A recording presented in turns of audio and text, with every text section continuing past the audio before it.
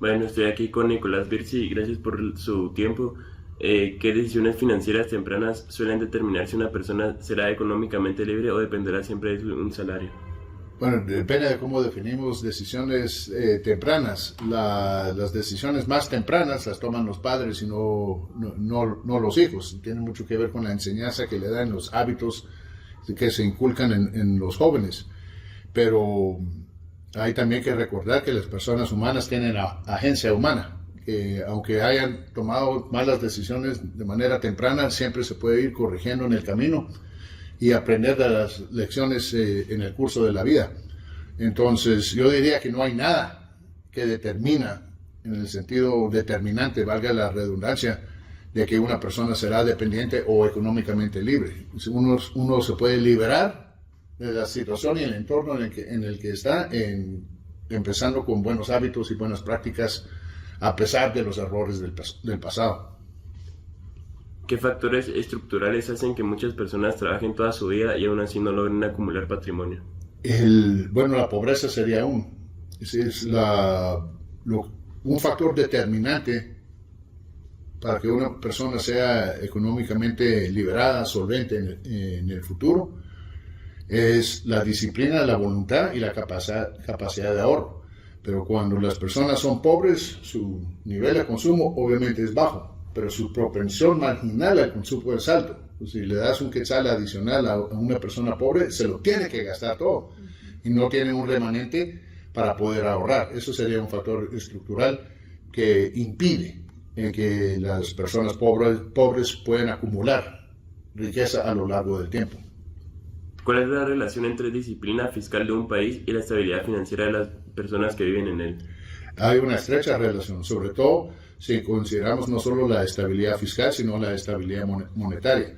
Los déficits fiscales, la acumulación de deuda tienden a generar inflación, sobre todo en países en desarrollo como lo es Guatemala. Y la inflación y la hiperinflación son los factores que más inestabilidad financiera traen a nuestros países. ¿Qué es una hiperinflación, perdón? Es una inflación, inflación Guatemala tiene lo que se llaman metas explícitas de inflación. Los países ricos tienen una meta que se sobresalieron de esa meta en los últimos años, de inflación de 2%. No lo quieren en cero. 2% quiere decir que si algo te cuesta un quetzal un año, te cuesta un quetzal con 2 centavos el siguiente año. Eso es para los países desarrollados. Países como Guatemala tiene una meta explícita de inflación impuesta por el Banco Guatemala, que es una institución muy sólida, por cierto, que es inflación del 4% más o menos 1. Sí, que puede ser, 5% más o menos 1, que puede ser 4 a 6. Dentro de ese rango se considera inflación moderada, estable, que permite el crecimiento. La hiperinflación es cuando ya no hay un número puntual, pero es cuando ya tenés inflación de 50%, 80%, 10,000%, como tenía Venezuela. Hay varios casos de hiperinflación en la historia.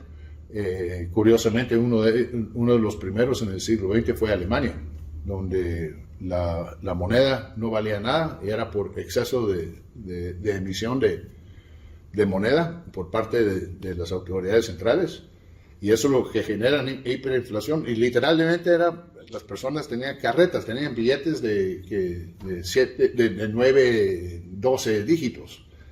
Lo que genera la hiperinflación es una tremenda inseguridad. La persona trabaja media hora y pide que ya le paguen para que pueda ir corriendo a la tienda para gastar lo que tiene y compra lo que sea para después canjearlo por otra cosa. Eso pasó en Alemania, pasó en Zimbabue, pasó en Venezuela hace pocos años. En Venezuela todavía tiene hiperinflación, pero ya no a los niveles de 10, 14,000%. Ya era incalculable. Sí, sí. Entonces eso impide que las personas puedan tomar decisiones económicas, hacer contratos a futuro. Es tremendo. Lo que más mata un país es la hiperinflación. Si alguien empieza desde 0 a los 18 años, ¿cuáles serían las 3 reglas financieras que debería seguir sin excepción? Bueno, si uno empieza desde 0 años en adelante, son los padres que estarían tomando la decisión por los hijos. Sí, una de las reglas básicas es no gastar más de lo que le ingrese, siempre aparte algo para el ahorro y que el ahorro sea constante y que no se toque. Si eso empieza a los 0 años, al no más nacer, ya los estudios universitarios de los jóvenes estarían ya garantizados ya cuando cumplen los 18 años. Y si eso se continúa, ya uno podría ser ya millonario antes de los 30 años. Y por cierto, le hago un paréntesis, ahorita en Estados Unidos la administración Trump propuso precisamente eso, en unas cuentas bancarias que empiezan con $1,000 puesto por el gobierno, pero ahí las familias pueden aportar hasta un máximo de $5,000, no recuerdo si son mensuales, sería mucho mensuales o anuales, pero si eso se sigue abonando a esa cuenta, es más de $1,000,000 antes de los 30 años.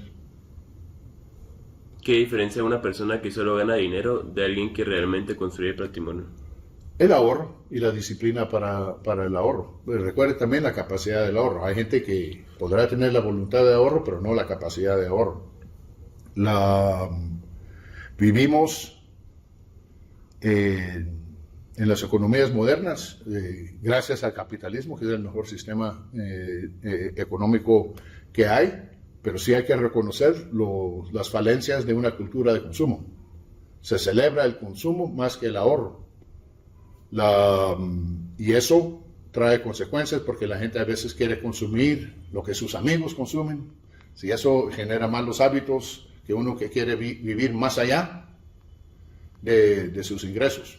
De ahí eso trae problemas con endeudamiento, cuentas sin pagar, y se vuelve un círculo vicioso, mientras el ahorro es un círculo virtuoso. Hablando mucho de ahorro, ¿usted qué prefiere, ahorrar o invertir? ¿Y por qué? Bueno, hay una definición en economía a lo macro que el ahorro es una identidad. El ahorro es idéntico a la inversión. Eso es a nivel de cuentas nacionales. Pero uno puede ahorrar su dinero en una cuenta bancaria que le va a generar poquitos intereses, pero ahí va a estar seguro. ¿Sí? Recuerde que a mayor retorno, mayor riesgo. Esa es una ley económica. Y hay otra gente que con sus ahorros deciden invertir o buscan proyectos donde pueden invertir y ganar mayor intereses de lo que pueden ganar en una cuenta bancaria de ahorro. Por ejemplo, ahí eso es ya el gusto de cada quien y la postura que uno toma o su inclinación hacia el riesgo, se llama. Yo en lo personal soy muy desinclinado al riesgo, ¿sí? Y depende, también hay una regla de que nunca invertís más allá de lo que puedes perder. Uno no apuesta todos sus ahorros para su vejez en un proyecto que le promete ganar 30%. Si eso fracasa, se acabaron los ahorros de jubilación, por ejemplo. Pero es otra cosa de tener $100,000 en ahorros de jubilación y decir, bueno, voy a apartar $5,000 y voy a ver cómo los invierto para ganar mayor retorno. ¿Cómo influye la educación económica en las decisiones políticas y en la prosperidad de un país? Debería de influir mucho. Lastimosamente, no hay educación económica efectiva ni en los países en desarrollo, ni mucho menos en los países desarrollados, y mucho menos en nuestros países. Hay una tremenda ignorancia de temas económicos. Ya ciertos gobiernos en el mundo se están dando cuenta de eso para ir dando capacitaciones financieras o cursos de créditos académicos en temas financieros. Recordad que economía, la palabra economía viene del griego antiguo, y quiere decir las leyes de la casa. No se gasta más de lo que se ingresa. Entonces la educación económica financiera es sumamente importante. Y ahí yo recuerdo, por ejemplo, cuando yo estaba en la universidad, había mesas ahí en la plaza donde te ofrecían tu primera tarjeta de crédito con $300. ¿Y qué hicieron todos los patos? Lo fueron a sacar la tarjeta y maximizarla y no tenían ingresos porque estaban estudiando, no estaban trabajando y no le decían a sus padres que tenían esa tarjeta de crédito, entonces ya salen de la U con mal crédito o mal historial de crédito. Entonces es súper importante, esperaría que de aquí a futuro la educación financiera y económica se vuelva una prioridad en los países, pero también los jóvenes deberían de tener su propia agencia humana y apoyarse de aplicaciones como la inteligencia artificial, que uno puede ir interactuando con Grok o con ChatGPT para que les dé esas lecciones básicas de cómo manejar las finanzas. ¿Por qué si la economía se debería enseñar en casas es como un tabú en muchas casas? No es que sea un tabú, es que hay muchas cosas que se deberían enseñar en casa que hoy en día que no se enseñan en casa. Tal vez se sale del ámbito de esta entrevista un poco, pero sí se ha visto a lo largo de las últimas décadas en todos los países occidentales, y considero todos los países de Latinoamérica como países occidentales, que cada vez más la mujer tiene que trabajar afuera del hogar. Son dos padres trabajando para sacar la familia adelante. Se confía demasiado en lo que puede ser el sistema educativo, sea privado o público, en enseñar esos, más que todo, valores a los jóvenes. Y entre esos valores está la disciplina. ¿Qué es el ahorro, por ejemplo? El ahorro es consumo diferido, es un sacrificio de consumo. Yo puedo comprar cosas ahorita para maximizar mi felicidad hoy, pero estoy sacrificando el futuro. Cuando uno, por disciplina, decide no voy a consumir todo lo que puedo consumir hoy para construir un mejor futuro, entonces eso ya requiere ciertas características morales, la disciplina, la visión hacia el futuro, la habilidad de fijar metas y aplicarse en el cumplimiento de esas metas a largo plazo, aunque el pago eventual va a ser diferido por muchísimo tiempo. En redes sociales se promueven muchas estrategias para hacerse rico rápido. ¿Cuáles considera económicamente tontas o peligrosas? Bueno, yo no soy quien para decir que un proyecto de inversión u otro es tonto o que vale la pena. Lo que sí es tonto es la idea que uno se puede hacer rico rápidamente. Eso se debería descartar de la mente. La riqueza, la felicidad se construye poco a poco a lo largo del tiempo. Y nada bueno es gratis. Esa es la primera lección económica, que nada es gratis en el mundo. Entonces, lo que se debería inculcar en los jóvenes son esos valores de mirar hacia el futuro. ¿Qué señales muestran que la economía de un país se está volviendo riesgosa para ahorrar o invertir? La inflación, para empezar, o cuando los gobiernos tienen no solo altos déficits, que es cuando gastan más de lo que ingresan, sino que los tienen de manera sostenida, el déficit de cualquier año, cuando el gasto fiscal es más que el ingreso fiscal, eso se llama el déficit fiscal, y eso se va sumando a la deuda pública. Y hay, por ejemplo, en Japón, la deuda pública es 250% de su Producto Interno Bruto. En Estados Unidos, la deuda pública es 120% del Producto Interno Bruto, del llamado PIB. Eventualmente, esas deudas se vuelven insostenibles. Y lo que hacen los gobiernos en esos casos es que emiten moneda para debilitar la moneda y pagar la deuda pública con dinero sin valor. Y eso es lo que genera inflación y eso es lo que perjudica a las economías, sobre todo las economías en desarrollo. Latinoamérica tuvo en los años 80 del siglo pasado la década perdida, no solo por los conflictos armados internos, sino tenían inflación de 7,000% en países como Bolivia, Ecuador. México tenía inflación en más de 100%. Guatemala alcanzó 30% en el 89, 60%. en 1990, no tanto por culpa de lo que hacía el Banco de Guatemala, sino esa inflación se propaga por toda la economía, por el comercio y todo lo demás. Nuestras economías en Latinoamérica están interconectadas. Hablando de deuda, ¿cuándo es estratégica y cuándo es una trampa? Bueno, la deuda no es mala por sí, dependiendo de cómo se usa.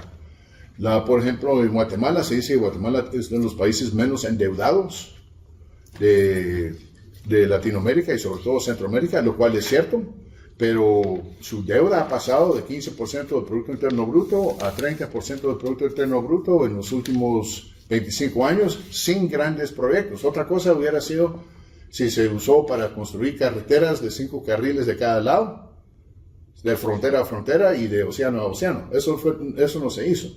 Otra cosa es si hubiéramos invertido en hospitales o mejores escuelas públicas, eso tampoco se hizo. La deuda se tiene que usar como un instrumento estratégico, lo hacen las empresas, se endeudan para emprender proyectos que les va a traer muchísimo más ingresos, no solo para pagar la deuda, sino más ingresos hacia el futuro también. ¿Qué sectores económicos cree que generan más oportunidades de riqueza en los próximos 20 años? Bueno, es difícil con todo lo que está pasando con Intel. Yo creo que industria es muy importante para un país como Guatemala. Hoy se habla de desarrollo humano sostenible. Antes de eso se hablaba de desarrollo. Antes de eso se hablaba de crecimiento económico. Y antes de eso se hablaba de industrialización. Si no hay país hoy rico que no pasó por un proceso de industrialización. Entonces los sectores industriales son importantes para el desarrollo de un país, pero no hay que quitar que el grueso del Producto Interno Bruto siempre está representado en el sector servicios. De ahí un sector que no termino de entender, pero sí hay que reconocer, es la inteligencia artificial. Muchos creen que mucha gente va a perder trabajo por esos nuevos servicios, pero los que no van a perder es los que aprenden a usar esos servicios, porque la inteligencia artificial por algo se llama artificial. Es tan buena como las preguntas que uno le mete. ¿Cuál es el papel del emprendimiento frente a la carrera profesional tradicional para construir riqueza? Bueno, curiosamente Guatemala tiene altos niveles de emprendimiento, pero son emprendimientos de sobrevivencia. ¿Sí? Cuando hay un proyecto de construcción, se ve el día siguiente la señora ahí vendiendo panes enfrente del sitio de construcción, pero al mismo tiempo se reconoce que esos son emprendimientos que no logran formalizarse y no logran crecerse. El emprendimiento no es para todos. Por supuesto, el emprendimiento es válido, pero uno tiene que ser inclinado hacia el riesgo, poder sostener fracaso tras fracaso para poder eventualmente seguir adelante. Estamos hablando también que deberíamos de pensar en emprendimientos dentro de la economía formal, porque la economía informal, que alcanza casi el 80% de las personas en Guatemala, y como entre 40 a 60% del Producto Interno Bruto. En Guatemala, cuando no es formal, no se tiene acceso a servicios de salud, a los servicios del ICS, a ese tipo de prestaciones sociales. Entonces sigue siendo, aunque es un emprendimiento, genera ingresos, sigue siendo un fenómeno precario. ¿Qué patrones culturales o mentales suelen impedir que muchas personas tomen buenas decisiones financieras? Bueno, curioso que usted lo menciona. En los estudios económicos de crecimiento económico, muchos se enfocan en factores como el ahorro, por ejemplo, o la infraestructura. Esos son factores estructurales. La inversión pública en obras públicas también. Pero hay un famoso economista, Joseph Schumpeter, que hablaba de los factores culturales que explican el crecimiento. Por ejemplo, si uno ve Holanda, uno de los primeros países en enriquecerse, después Inglaterra, después Corea del Sur, después Japón. No eran países altamente dotados en recursos. Es más importante que un país tenga buenas instituciones, que nace de su cultura, de que tenga recursos estratégicos. Cuando pensamos en recursos estratégicos, pensamos en minería, petróleo. ¿Cuáles son las regiones del mundo que mayor reservas de petróleo y minería tienen? Latinoamérica, África y Medio Oriente, y es los países con menos niveles de desarrollo. ¿Sí? Entonces, los factores culturales de los que hablaba Schumpeter era, bueno, la disciplina para el ahorro, la visión hacia el futuro, la inclinación hacia el riesgo, la buena reputación. Si uno tiene buena reputación, puede prestar dinero a menos costo. Y eso es muy importante, porque ¿cómo se construye una buena reputación? No son factores económicos, tienen un efecto económico, pero nace de los valores humanos de la persona. ¿Qué otros? Honrar contratos, mencionaba. ¿De dónde voy con todo esto? Que esa es una descripción a niveles generales del migrante guatemalteco. Si lo miramos, el migrante guatemalteco decide, bueno, yo me voy a ir a Estados Unidos y para eso necesito 30 a 40 mil quetzales. La empieza a ahorrar. Pensamos en una empleada de casa. Entonces, la empleada de casa no tiene por qué gastar mucho, porque el lugar le da donde dormir, donde comer. La puede ahorrar casi todo su salario. Lo hace por 5 años, 6 años. Todavía no alcanza lo que necesita, entonces presta dinero para poder pagarle al coyote que la lleva a Estados Unidos. Imagínense, si uno viene, una persona de no muchos recursos, viene y dice, miren, présteme 20 mil quetzales. ¿Para qué lo necesitan? Me quiero ir del país y usted jamás me va a ver. ¿Sí? Esa persona tiene que gozar de alta reputación entre sus vecinos para que le den ese préstamo. Después, tiene que tener iniciativa, ¿sí? Inclinación hacia el riesgo, lo apuesta todo del viaje hacia Estados Unidos. Si llega a Estados Unidos, en 3 semanas se encuentra trabajo y en 6 semanas se está mandando remesas, parte de las cuales van para pagar la deuda que adquirió. Entonces, lo que pasa es que nosotros nos hemos vuelto dependientes de las remesas en este país. No solo Guatemala, Honduras, El Salvador, hay otros países más dependientes que Guatemala, y vemos las remesas como un flujo de capital entrante, cuando es un flujo de capital humano saliente del país. Porque lo que decía Schumpeter es que un país no necesita que toda su gente sea así, con esas cualidades que yo mencioné, sino que una masa crítica de 5 o 10%. Y yo temo que esa masa crítica se está saliendo del país. Pero regresando a su pregunta inicial, perdón, ¿cuál era?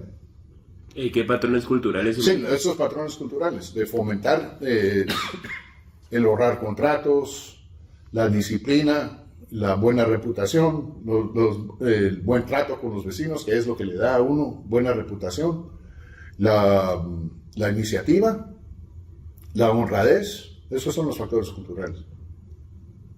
Gracias. Cuando un país enfrenta inflación o devaluación, ¿qué estrategias básicas deberían considerar las personas para proteger su dinero? Bueno, eso es difícil. Estamos hablando, es que cuando hay inflación, todo está perdiendo valor. Y el incentivo perverso ahí es ir a gastar dinero mientras todavía tiene valor. Sí, pero entre más gasta la gente, más inflación se genera. Por eso, en periodos de alta inflación, solo se superan hundiendo la economía, con lo que se llama recesión o contracción, para resetear la economía. Es por eso que los países en desarrollo deben hacer todo lo posible para evitar la inflación, y sin hablar de la hiperinflación, porque una vez se sale del control, es muy difícil, los incentivos tanto colectivos como individuales, es para tomar acciones que empeoran el problema, no lo solucionan.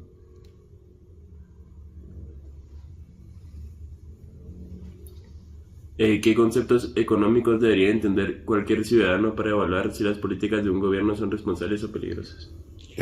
La disciplina. La disciplina. No gastar más de lo que entra de manera sostenida. Se puede explicar, por ejemplo, si hay un terremoto en Guatemala en un año dado, el gobierno va a tener que gastar mucho más en reconstrucción de lo que se había previsto.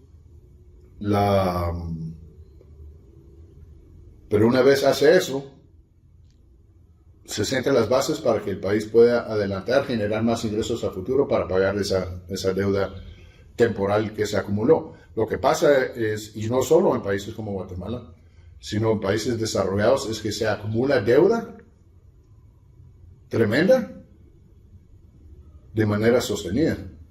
Todos los países del mundo elevaron su gasto público tremendamente durante el COVID y casi ninguno ha bajado sus niveles de gasto de esos niveles. Y no tienen proyectos que presentar que justifiquen esa acumulación de deuda. Si hubieras podido elegir una pregunta de este podcast, ¿cuál sería y por qué? Perdón. Sí, las personas entienden en verdad qué es economía. Cursos de economía pueden ser muy básicos y el primero no debería estar en la U, debería estar en secundaria. Sí, entonces esa es más que pregunta, es un punto que hago para reflexión. Si no, se debería empezar con la educación económica y financiera a una edad más temprana, porque la verdad es que los niños y los jóvenes aprenden las lecciones duraderas cuando ya son jóvenes. Es muy difícil cambiar la mentalidad y los hábitos de los jóvenes universitarios y menos cuando tienen maestría. En lo económico, lo que yo veo por todos lados, y no lo entienden adultos, mucho menos jóvenes, es que nada es gratis. Sí, bueno, que vamos a tener educación gratis, sistema de salud gratis, asistencia social gratis, nada es gratis. Todo cuesta. Y primero se tiene que generar la riqueza para financiar todas esas metas sociales. Muchísimas gracias por su conversación. Gracias, joven. Suerte con todo.